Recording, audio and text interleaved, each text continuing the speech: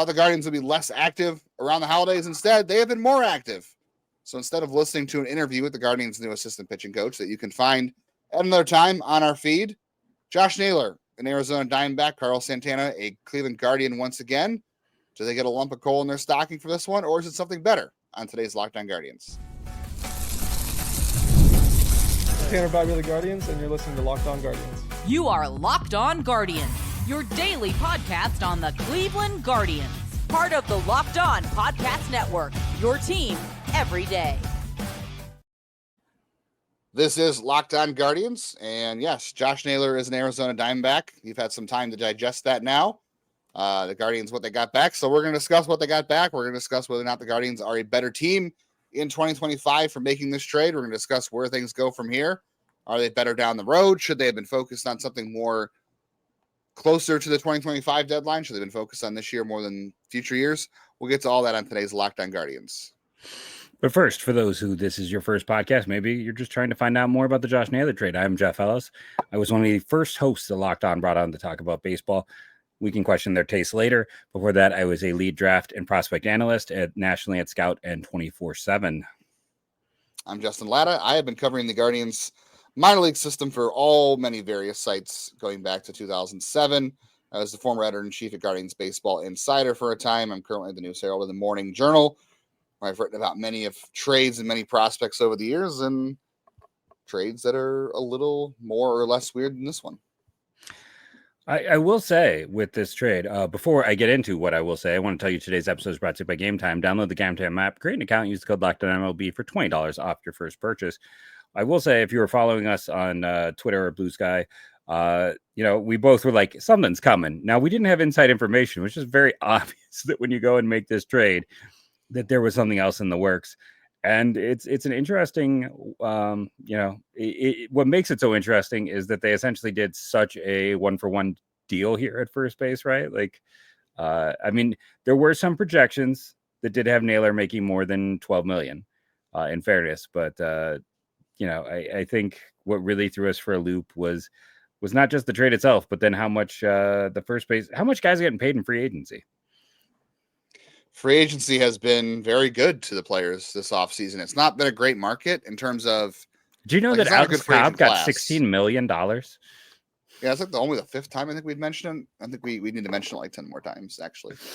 It's been good for the players. It's been a lot of money. That's fine. That means money flowing around Major League Baseball should be a good thing, a good sign of health in terms of teams. But I know a lot of people are going to say, well, the Guardians aren't the team spending that money, and they're not. So that's not good either. We'll talk about finances a little bit today because it's everyone's favorite topic when we talk about this baseball team is finances, which I hate talking about it, but we have to talk about it. We don't really have a choice at this point. It's been a good free agent market for the players. It's a very weak free agent market in terms of talent, which is why there's been higher prices because teams have to pay more to get players in the door. I think the real frustrating thing here is this for me. Like we talk about whether or not Josh Naylor makes this team better in 2025, if Carlos Santana makes this team better in 2025, and all the additions. Like how many times did we talk about? We had so many comments saying, "Why do you guys want to trade Josh Naylor?"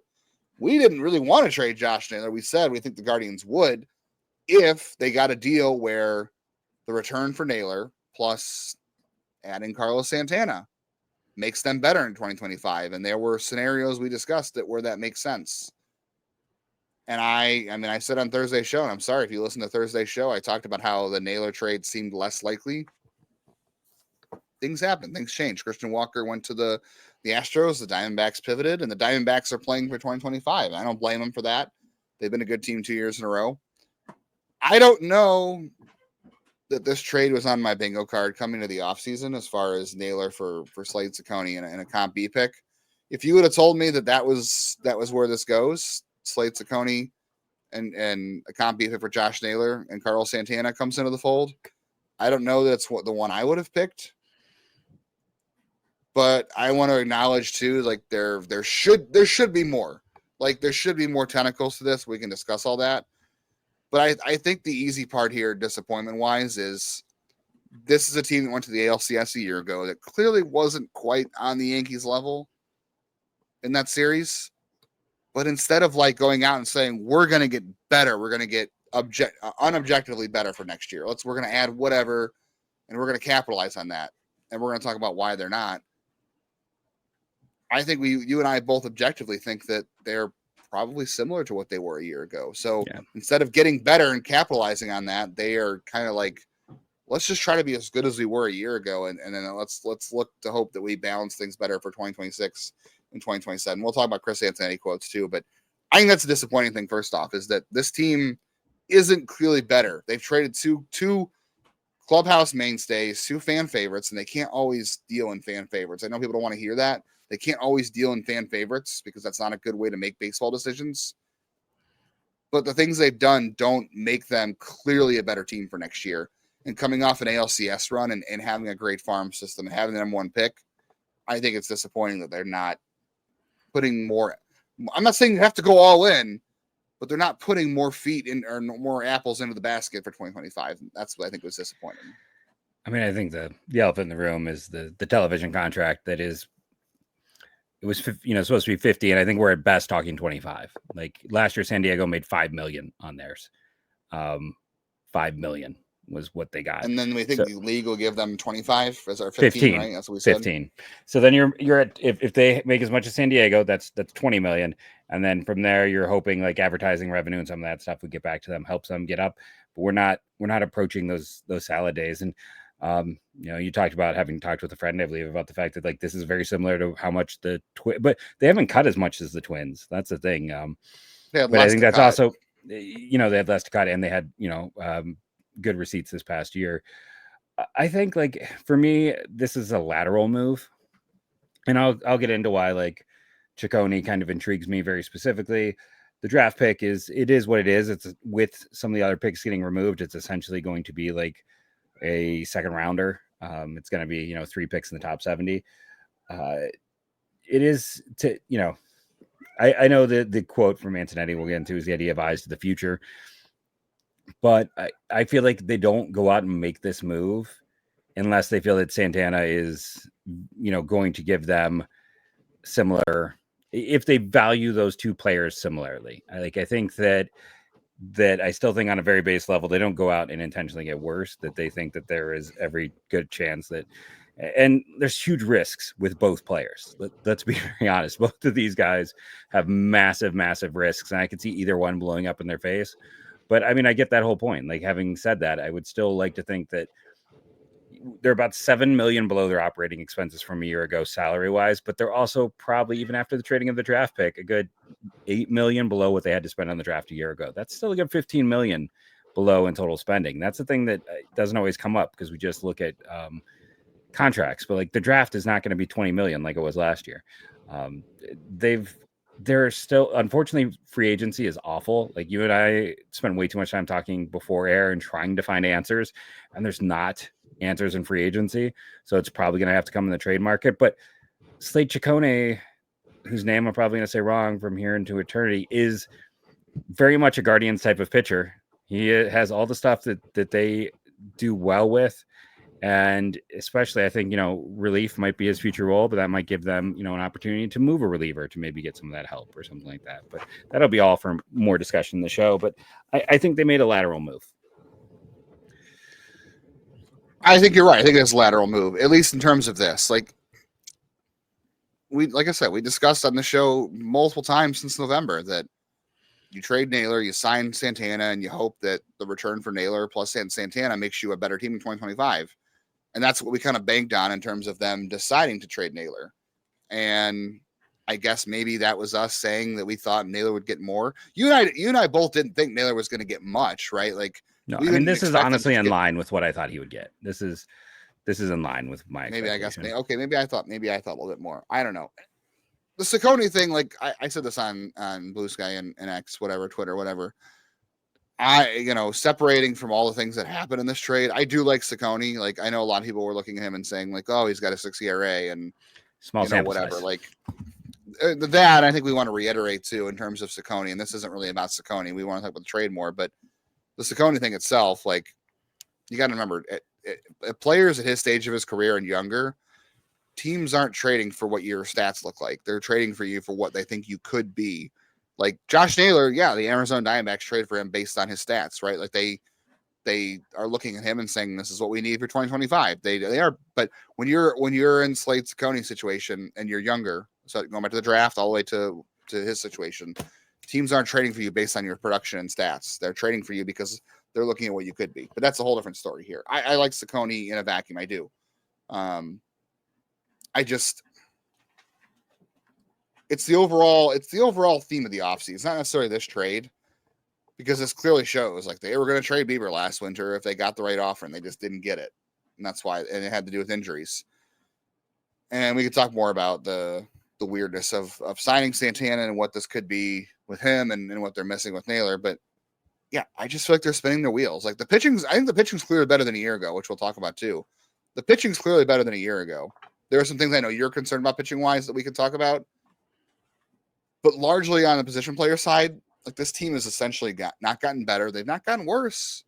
There's a chance it could be worse, but I think for largely they're the same team, which is disappointing. I think you'd rather come into 2025 and say 2024 made the LCS when we probably shouldn't have.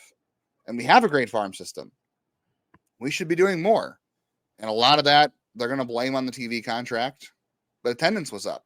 But we know in history, like attendance doesn't drive spending, but it might have to from now on because TV revenues stink for them. And the bubble has popped on the TV contracts. And Rob Manfred wants to rework the baseball contracts with national television so that teams are getting more from national television contracts. Of course, the Yankees hate that and the Dodgers hate that in terms of TV revenue, but that's not for another couple of years. It might not be until the next CBA is up, which who knows by then. But yeah, you're right. I think it was lateral move. I think that's disappointing because I think you want this team to be doing more. Yeah, I'm not saying you have to go out and trade Chase DeLauder or Travis Bazzana or whoever and put all of your eggs into the 2025 basket, but like put some eggs in there, right? Like put some. I know eggs are expensive these days, but put them in there, and don't just all focus. That's the quote we'll talk about from Chris Anthony that I don't like. Is just it really seemed like this is a move for the future, and I kind of disagree with that. So we got more on this, plenty more on this episode of Locked On Guardians. Please stick with us. Please stick with our good friends over at Gametime. Holidays are coming up. They're here already, truthfully. Gametime's a great place to go out. I know, the benefit of Gametime really is getting tickets last minute, let's be honest. But you don't only have to use Gametime to buy last minute tickets. I actually bought my tickets last year to go to the Kelsey Brothers bobblehead game for the Cavs for Christmas. I got it for my wife for Christmas, and it wasn't until March. I use Gametime for that, though. You know why? Because I got good prices. I got to see where we're going to sit in the arena. I got to see exactly what the best deal was for that game because it was a hot ticket. Honestly, it was. But I got a great deal because I used Gametime. I got to look through all the deals, and I found the one that was best for me. Gametime picks helped there. I got the all-in pricing, so I knew exactly what we were going to pay to get in the arena. It was a hot ticket, and I didn't have to worry about what fees looked like. I knew exactly what I wanted to pay, and Gametime helped me out with all that. So take the guesswork out of buying tickets with Gametime. Download the app, create an account, use our code LOCKEDONMLB. You're going to get $20 off your first purchase. If you haven't done it already, take advantage of that offer on top of all the other cool stuff that Gametime does for you. Create the account, redeem code LOCKEDONMLB for $20 off your first purchase. Download Gametime today. What time is it? It is game time.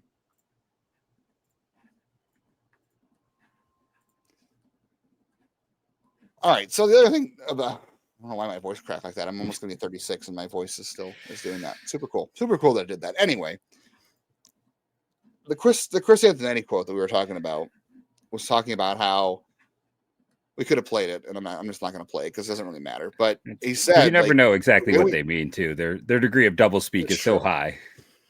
It's great. No, it's fantastic. They should teach a class at Harvard or Georgetown or Yale on that, honestly. But he said, like, the way we operate, sometimes we make moves that this necessitates this kind of move. Like, that's essentially what he said. And to me, he kept saying, like, we have to balance the present and the future. This trade to me was more about them saying we can get the same level of production out of Carlos Santana in 2025 for the same price, which we'll talk about why that's weird too, I think. And we can also get Slade Cecconi in the comp pick, and maybe it sets us up for a better draft or it sets us up for future trades. I don't know. That's why we're saying it's a lateral move, because he's essentially saying that Santana equals Naylor in 2025, and And this also gives us help for the future. Instead of saying, no, like the Diamondbacks here clearly are saying in 2025, we're trying something. I'm not saying they don't care about 26 or 27, but they're also saying, here's a move for 2025. Have the Guardians made a move this offseason for 2025? Because they haven't. That's what signing Santana is. It's the move for 2025. Like that. I mean, the one thing I'll say is like that quote, but it's lateral, so it doesn't matter. Have they made a move that makes them better specifically for 2025? No. I mean, although you could argue Arizona did because he's. I think you can almost argue that like, the second half of the Jimenez. I mean, and that's the thing. Like we've talked about it. At the end of the day, all this feels a little lateral. It feels the same. It's like all of the moves they're making are to try to keep them competitive for 25 while adding to the pitching depth, which they clearly see as a big concern. Which is fair. It was a concern last year. And then I think the other part of it too is like, I feel like Antonetti should get that line just tattooed on his arm. Like anytime they trade a player for pieces, we're probably going to hear that exact quote from him. Like that they have to balance in this and that, and they want to have flexibility. Can say it for him. Yeah, it's just that is something you probably repeat because they've said some version of it so many times. Like it was. We can also say like in that meeting, someone asked about conditioning, and they declined to talk about that, which is fair. Like they're never going to talk badly or negatively about any player, and they're never going to say anything that would even be like why we think. Like I think on a basic level. And when I've talked to Justin beforehand is Naylor, like his second half was rough. Like he was closer to league average after a great first half, and his highs and lows are so high and low where Santana is just steady. Right. And I think there's a degree of trying to get more of that steadiness throughout. They also very clearly are kind of 2-3 years ago, they were all about contact. They got rid of the two guys who make a lot of like contact, like two guys who have really high contact rates, who swing at almost everything. There's kind of a shifting of the guard and how they approach lineup construction and build. And yeah, it happened with one guy who's probably not overpaid this year, not overpaid next year, was going to be severely overpaid in a few years. And then a player who's a free agent to be. And they are clearly kind of changing their approach.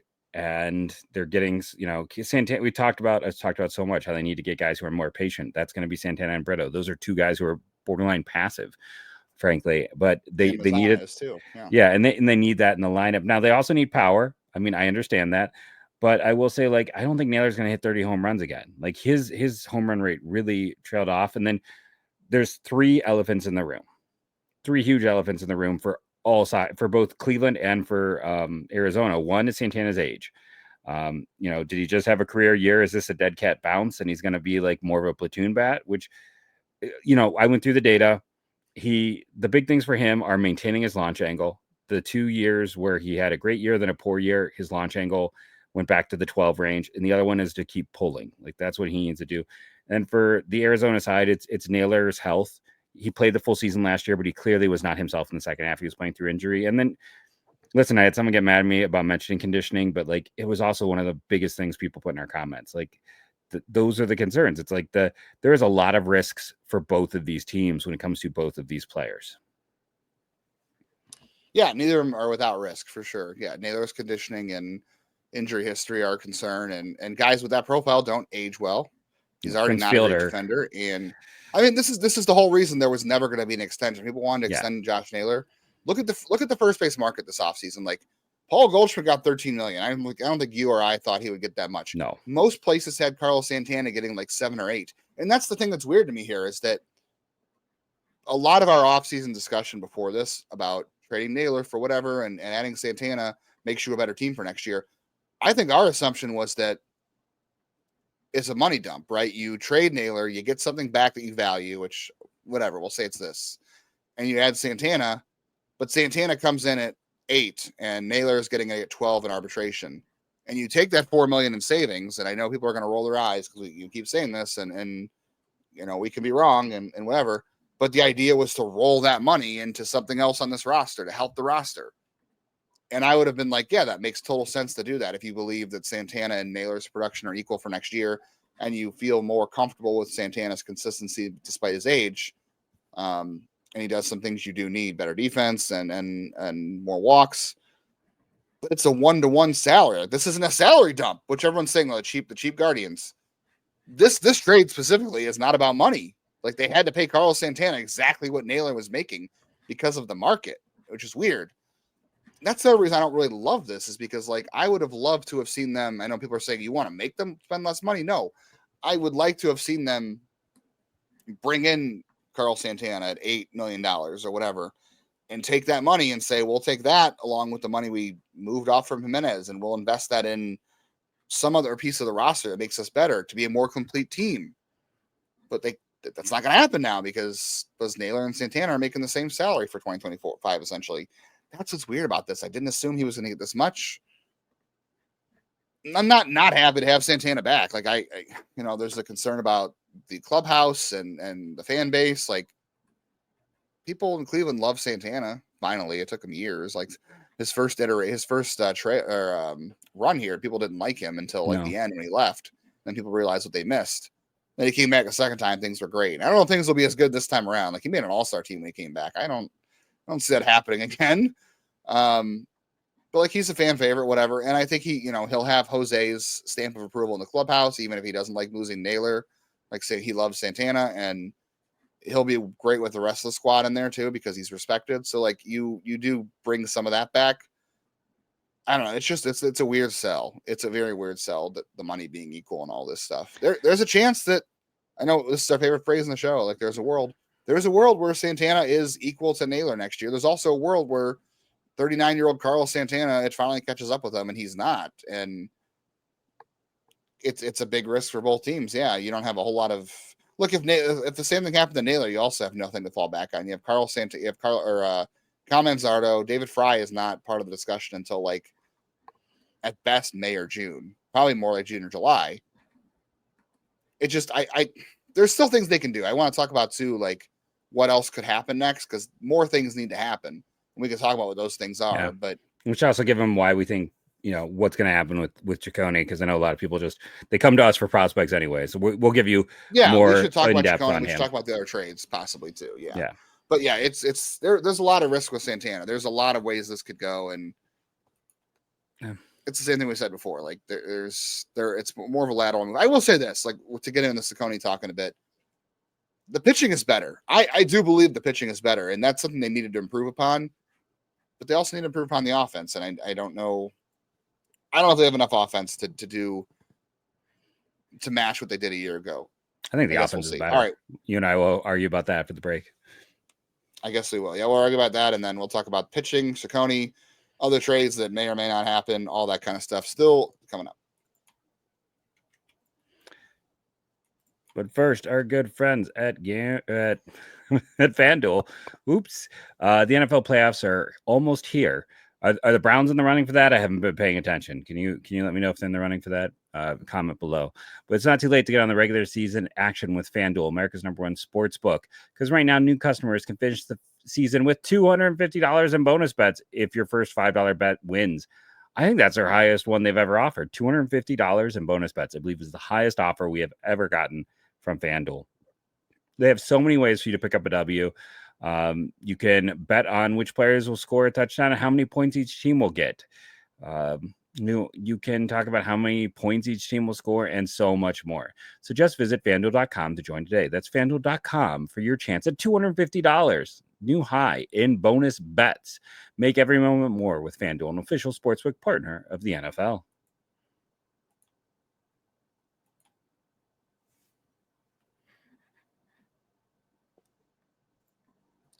All right, so Slade Cecconi, I guess we get into the pitching side of things here a little bit.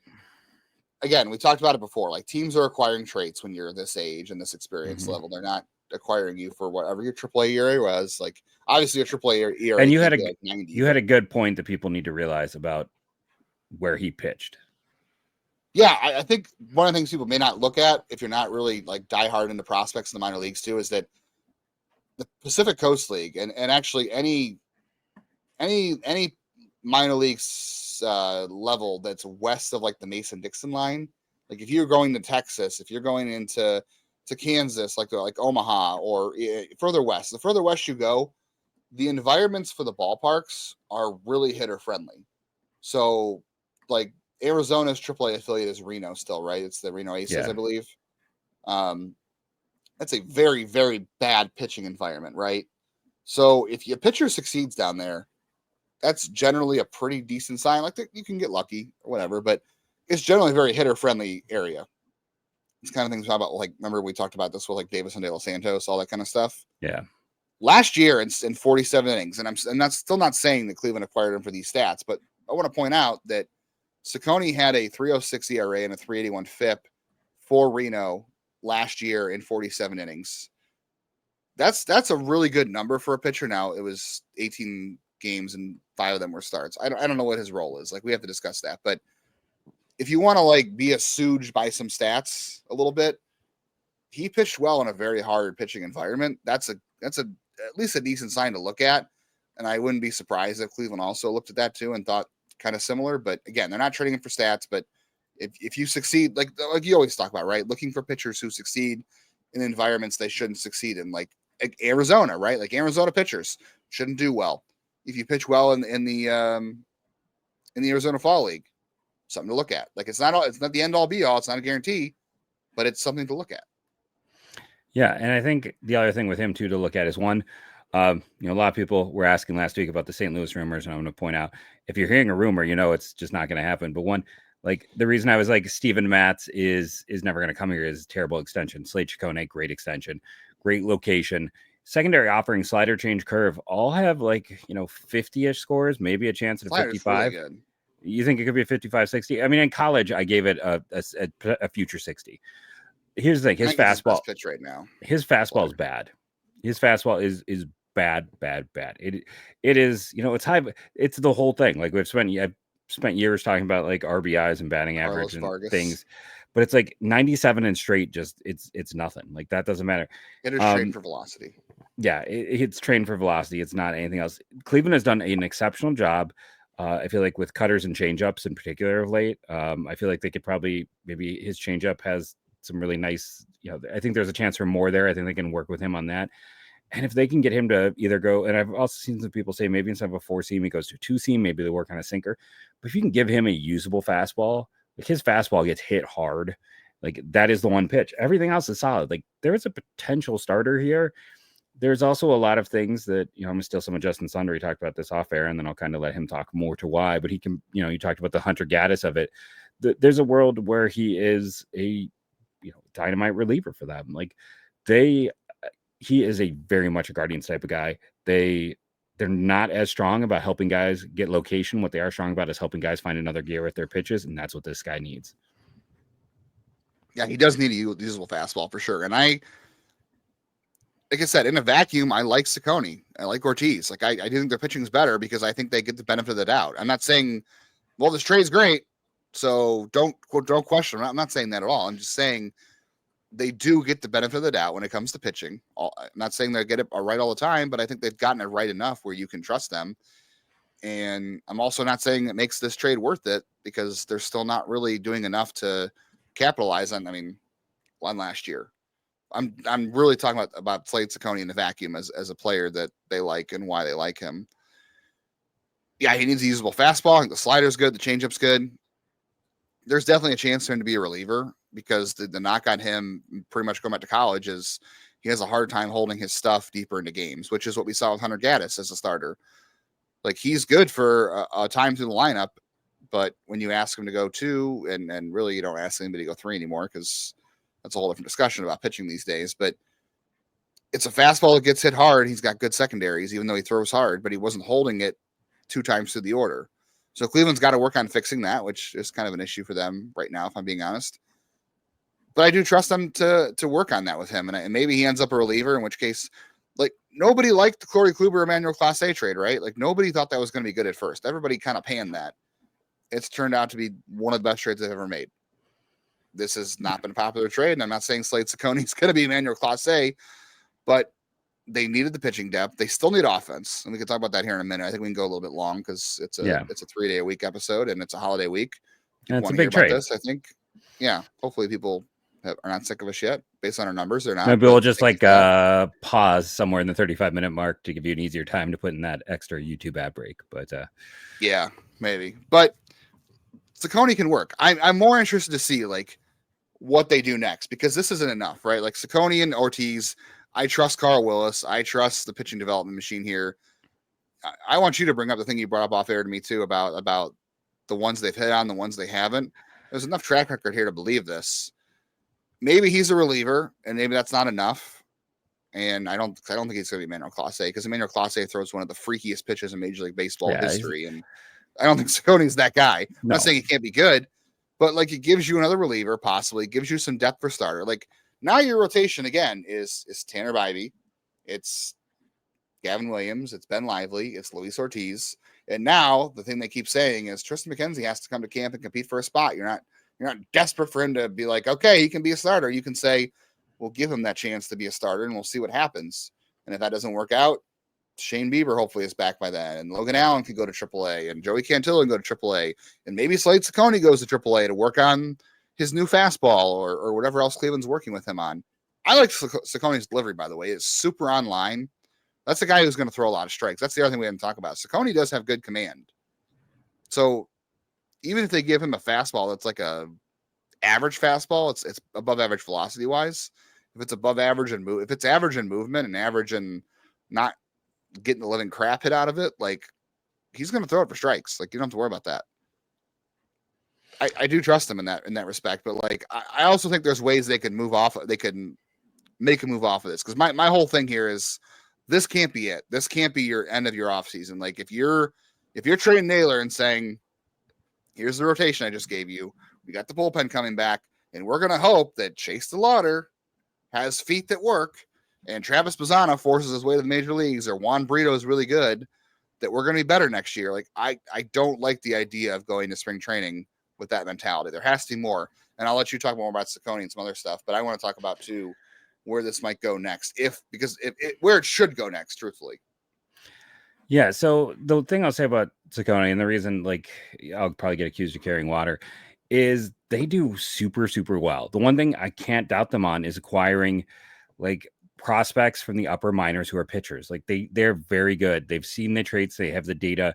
They're finding those guys who have, again, those traits. Because if you can get Slade. Someone's already whispering Tobias Myers while you're talking, by the way. I know. Just gonna say that. Someone's whispering it right now while you're talking. I'll point out a few things on Myers in a second, but it's like, if you give him a fastball, he probably is he might be a better choice than Ben Lively in this rotation, because I think we all kind of, I love what Ben Lively did for this team a year ago, but the Guardians did not put him on their postseason roster for a reason. Like, we're all expecting him to turn into a pumpkin. Or if he's a reliever with his pitch mix, again, he could be a very effective reliever. And we just saw Nathan Lowe go for a solid left-handed reliever. Like, it gives you another player you can mess around with in the pen, or maybe trade from that depth. And then, yes, Tobias Myers. So 2 quick points on Tobias Myers. One, he was a 40-man cast-off. This is not a big trade piece. I know it turned into a big piece because they're willing to make those pieces, but he wasn't like a big prospect piece. Like, Cecconi was a comp A round guy. He was a first round player. You can, if you want, I'll throw up my scouting reports from him, my write-ups from that draft class. He's a first round player who pitched well at Miami, who was very well thought of, who's been a borderline top 10 prospect for Arizona. Much different evaluations. And 2, Tobias Myers actually turned into a good pitcher. Like, they were right. They identified the traits. They weren't able to work with him specifically to get it done. But again, their ability to identify the trait was still there, because Myers is probably going to be Milwaukee's number 4 starter next year. Like, Tobias Myers would be the number 3 on this team going into next year, based on what he pitched for Milwaukee. Maybe so they weren't, yeah. I mean, they weren't wrong in the evaluation. They were just unfortunately wrong in developing. That's their only unsuccessful developmental story. The other guy, as we were talking, it's Logan Allen, the elder who just Logan Allen. It could be this current Logan Allen too. I don't know. Or it could be, Scott Moss was a guy who was, but Moss again doesn't have quite he might have been University of Miami pitcher as well. He doesn't have Cecconi's. He didn't have the pedigree. No, he was not anywhere near that pedigree. He didn't 30 strikes either. No, so it's that's where, like, no matter how you feel about if you're like, no, Santana's old, he's gonna bomb, and Naylor's gonna rebound because his BABIP is lower. I can get all of that. I can understand that. And you might be right in the end. But the one thing where I do believe in this team is their ability to scout. pitching. Like in the upper minors too, especially. Yeah, because you have so much more data. You've seen them more, and they just do well with those guys with traits. And I think Cecconi was the guy they were targeting, the same way that they're targeting Luis Ortiz. Like these are two guys who both need a little bit more development around the edges, but there's stuff there that make you think like there could be something there. And we've talked about the upper minors really lack pitching depth. Like we really like Peterson. We both, think Messick has a chance to be a back end guy, but like they didn't have much. Now you go and you add to give you an idea, like adding that comp B pick, that's the equivalent of Josh Hartle. Like we talked about Hartle from the Horowitz deal. This is like you got Josh Hartle away again. I feel like if they had a comp B pick, they probably would have taken Josh Hartle. So it's kind of like they got Josh Hartle and Slade Cecconi. He got picked one pick ahead of him. Yeah. So it's like I feel like if you want a baseline for what this pick could be like, it's like a Josh Hartle type of player who was probably, to me, I think the number 2 player in that deal after Luis Ortiz. So like they got actually in a weird way like more value than I expected, because I thought it would be like a comp B pick and not much else. And Cecconi at least is interesting, and I think he is going to help this team this year in some form. And Arizona's had some up and down developmental history. So yeah, but I agree. Like I talked about this. You can go listen. I talked for an hour and a half and answered every single question that came up. But the thing that stands out and what I talked about in that podcast is I know they want flexibility and they want to, not block Chase DeLauter or anyone else. But in my opinion, you can't hold a spot for a guy until make that player kick the door down. Don't hold a spot for that player. And I also feel like some of these conversations, we're going to see a lot of Noel in right field based on some of the things that are getting said and done. So I think you're kind of looking at Noel in right field, Manzardo, DH, first base, Santana. And I think that is kind of what we'll see. Now, I want Taylor Ward. I've wanted him for like 3 years now. Like I want Taylor Ward. Go if they go and get him, because the reason, and I'll shut up so Justin can talk. I've been hogging the mic, but like the reason I think the lineup is better right now is because I think Santana and Naylor do different things, but are similar offensively. Or I could be completely wrong, and Santana was at a high mark and Naylor was at a low mark, and that'll look foolish, and you can all laugh at me later. That's fine. But based on what they did last year, it's a similar payoff. And Jimenez struggled so much that I think Brito can outperform him. So I think the lineup is better on paper in terms of how they will produce. But if you go and you add a real boy, make it a Pinocchio reference. I don't know why. Write your favorite Disney movie below. It's a real boy. I've been reading a Pinocchio Christmas in my son's 5-minute stories book so much. But they need a real boy outfielder. They don't need this like platoon and praying for production. They need a real player. And if DeLauter is healthy and makes you find playing time for him, all the better, because you can do platoons. You can, Lane Thomas is probably best served in a platoon role. Let's be honest. Like I love Lane. Like I liked that trade. I was banging the drum for him before anyone else. But like you can make this team work in a lot of different ways. Like if DeLauter makes you play him, fantastic. But don't sit there and keep this spot warm because, hey, Noel, who had a negative WRC plus over the last month and a half, we're going to give him that role, even though he has very obvious flaws. Make him a platoon guy. Like, go out and get a real boy outfielder. New shirt, yeah, real boy outfielders. That's our new catchphrase. Yeah. No, they need to do more. Like, I'm not with you on terms of. I think this lineup's better. I think, like we said earlier, it's kind of a wash, right? Like, you're gonna purely from an offensive standpoint, like, could Brito be better than Jimenez? Yeah, absolutely. I don't think that's that hard because Jimenez's plate discipline was horrid. You're gonna lose a lot of value on the bases, which is a concern. I don't think a lot of people have talked about because for a team that doesn't hit for a lot of power, not that Jimenez got on base enough to where it really impacted a ton, but he's a great base runner, and Santana's a good base runner, but he isn't fast. But you're going to lose a lot in the bases. Brito's not a good runner. Jimenez was a great runner. You are going to lose that. For a team that doesn't hit for a lot of power, they were not a great base running team a year ago. If you look at the metrics as a team, they were pretty bad as a base running team. They need to get better at that again because if you're a team that doesn't hit the ball over the fence, you've got to run the bases better. So they're going to miss that aspect too of Jimenez that we haven't really mentioned. Brito might walk more, which is great. They need that. And I think Brito definitely has more power than Jimenez ever had. I'm not saying Burrito's got great power, but I do think he's better at turning his, he's better at pulling fly balls, which is the Jose Ramirez thing. I'm not saying he's gonna be Jose Ramirez, but there is that aspect to it. And I think there's a huge gamble that Santana, by the time catches him, that he was bad for a couple of years before this, and he'd rebounded. That was his third best career season ever at age 39, or 38. That's pretty rare. He does take good care of himself, and there are things that he does that age well, but Father Time's undefeated. Like even LeBron James is having some struggles this year in terms of efficiency, not like overall numbers, but efficiency, which could be part of the Santana thing. So there's that. But the other issue is this, like, we didn't really have time to mention this in depth, but you talked about like the bullpen. As much as we love the bullpen, there's definitely some regression probably coming, because it's very hard to sustain what they did a year ago, and they could still be a good bullpen and not be as good as they were a year ago, because there's a lot of room there. But maybe you got Cecconi and you got Trevor Stephan coming back, and there's Franco Alaman. So like maybe they have some safety net in the bullpen a little bit there, hopefully. I would be interested in moving, now that you have Cecconi and you're getting Stephan back. Like I'd be interested in moving like Hunter Gaddis for an outfielder. There's no out. I know someone's going to say Anthony Santander. I'm a no on Santander as an outfielder, and I just don't believe offensively he's going to repeat what he did a year ago. And he wants a 4-year deal. I don't think that's a contract that really is going to age well for anybody, especially the Guardians. The only avenue to me at this point for them is to make a trade. We talked about Taylor Ward. Taylor Ward doesn't have to block Chase Slaughter. Like you said, you go out and get a Taylor Ward for Hunter Gaddis, and we discussed a couple of iterations of this. Like you said, if Chase Slaughter is finally healthy and he's hitting the ball so well at AAA, you have to make a move.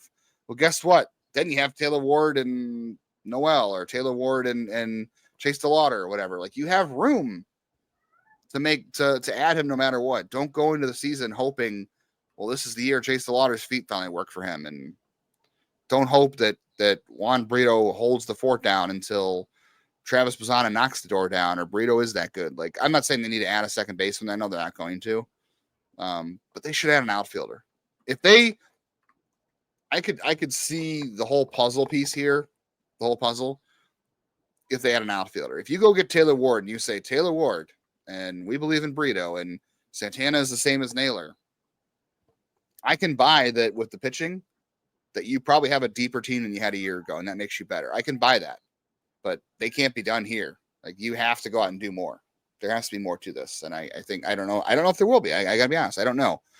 I didn't think they were going to trade Josh Naylor, and they did. So for as much as we talk about baseball and research baseball and all that, we don't know. We don't know. So this is true. Yeah. It's at the end of the day, they felt By like the they way, could make a move that would be kind of lateral, and they surprised us. We got this one wrong. We're going to trade for Mike Trout.